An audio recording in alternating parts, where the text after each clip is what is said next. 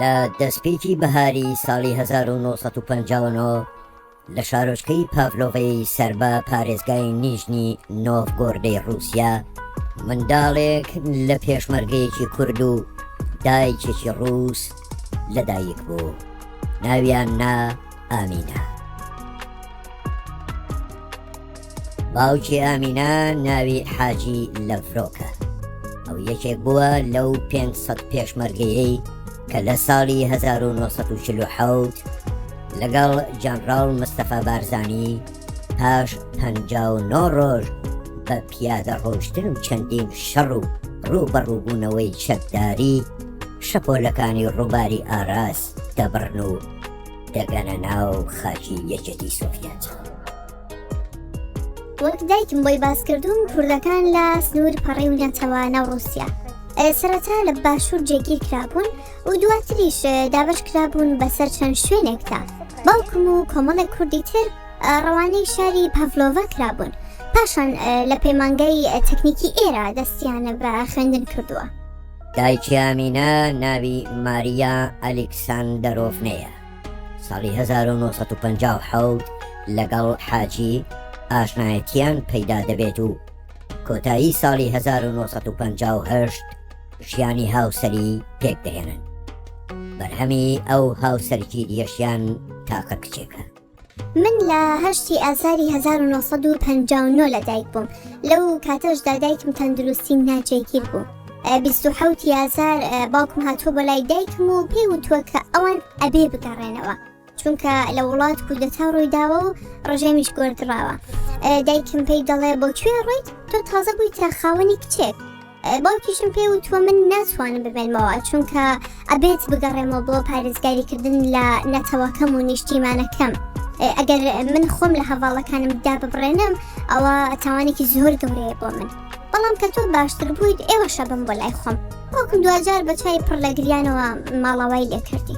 حاجی وەک باوکێک بەهاتنە دنیای کچەکەی دڵخۆش بووە، بەڵام هەرزوو دەکەوێتە بەردەم هەڵبژاردەیەکی تاڵ و سەخت. دوای تێکچوونی ڕژێمی پاشایەتی لە عێراق، جەنەڕاڵ مستەفا بارزانی بڕیار دەدات خۆی و هەڤاڵانی بگەڕێنەوە کوردستان. بەم هۆیەش ئامینە لە سۆز و خۆشەویستی باوکی بێبەش دەبێت. هەمیشە کە هاتمەوە ماڵ پرسیارمە کرد کە باوکم لەکوێیە؟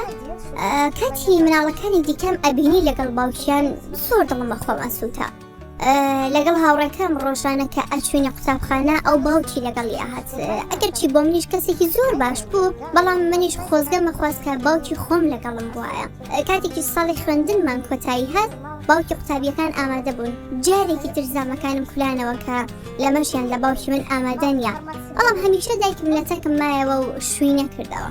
باوکی ئامینە دوای گەیشتنەوەی بە کوردستان جارێکی تر بەردەوامی بە خەبات دەدات و پاشان هەوڵ دەدات هاوسەر و کچەکەشی بهێنێتە کوردستان. ماوەیەکی زۆر دایک و باوکی ئامینە تەنیا لە ڕێگای نامەوە هەواڵی یەکتر دەپرسن. لە یەکێک لە نامەکاندا حاجی بۆ هاوسەرەکەی دەنووسێ: تکات لێ دەکەم کە هاتی لەگەڵ خۆتدا 2 پاکەت فیشەک و 2 کیلۆ باروتم بۆ بهێنە. بۆ من تا ڕادەیەک ئەستەمە لێرە، لەوە زیاتر هیچ مەهێنە، تەنیا کچەکەم نەبێ. بەڵام هیچیان ناتوانن سەردانی یەکدی بکەن. دایکی لەبەر ڕێگریەکانی یەکێتی سۆڤیەت و باوکیشی لەبەر شۆڕش. دایکم زۆر جار نامەی ئاراستی باڵیۆزخانە کردووە، بەڵام ڕاتیان کردوەوە و ڕێگای نەداوە کە ئێمە سەفەر بکەین. بەوەی ئەوەی کە هێشتا تەندروستی دایکم باش نەبوو، ناجێگیر بوو و هەروەها دواتریش کە شەڕ هەڵگیرستاوە، دیسانەوە حکوومەت بە هەموو شێوێک ڕێگر بووە لە چوونە دەرەوەمان لە خاکی سۆڤیەت و باوکیشم نەیتوانێت بگەڕێتەوە لامان.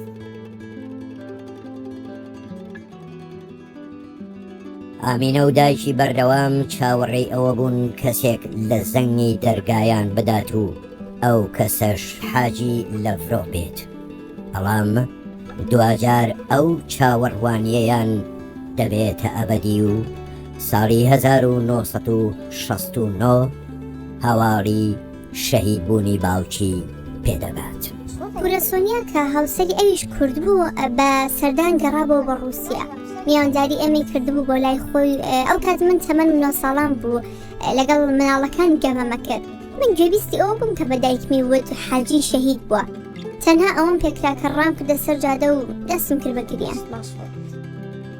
ئەو کاتەی ئامینە سەرگوزەشتەی خۆی دەجێڕایەوە، ماریای دایکی سەرەڕای نەخۆشی تەمەن هێز و جوڵەی سس کردووە.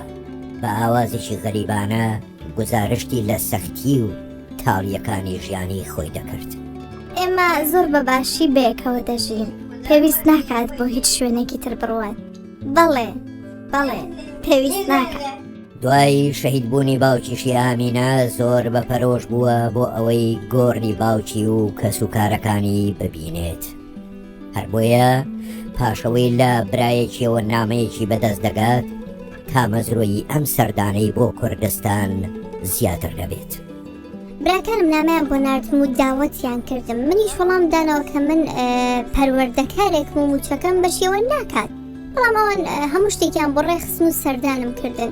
لەسەر سنوور کە براکانم بینیم زۆر دڵخۆش بووم. دواتر چوونیا سەر مەزاری مستەفا بارزانی و گۆڕی باوکم. شەرەفمەند بووم کە کوردستانێکی ئازادم بینی کە باوکم و هەواڵەکانی لە پێناوی قوربانیاندا بوو. بەڕاستی ئەوان قارەمان بوون. ئامینە لە سەردانەکەی بۆ کوردستان کە زیاتر لە مانگێک دەمێنێتەوە چەندین بیرەوەری خۆش تۆمار دەکات. وەک خۆی دەڵێت قەت ئەو ساتەی بیر ناچێتەوە کە لەلایەن سەرۆکی هەرێمی کوردستانەوە پێشوازی لێ دەکرێت. لە هەموو جێگەیەک پێشوازیەکی گەرممان لێکرا و ڕێزێکی زۆریان لێگرتین. لە ژیاندا تەنها لە وێنە و تەلەڤیزیۆنەکان سەرۆکمان بینی بوو، بەڵام کاتێک لەلایەن سەرۆکی کوردستان بە خەندەوە پێشوازیمان لێکرا هەستێکی زۆر خۆش بوو ئەوە و هەروەها دیاریشی پێدای. سەربوردەی ژیانی ئامینەی تاقانە نمونەیەکە لەو دەیان چیرۆکانەی کە بەهۆی خەباتی ڕزگاری خوازانەی گەلی کورد ژیانیان پڕ بووە لە تاڵی و ناخۆشی و تەنیایی.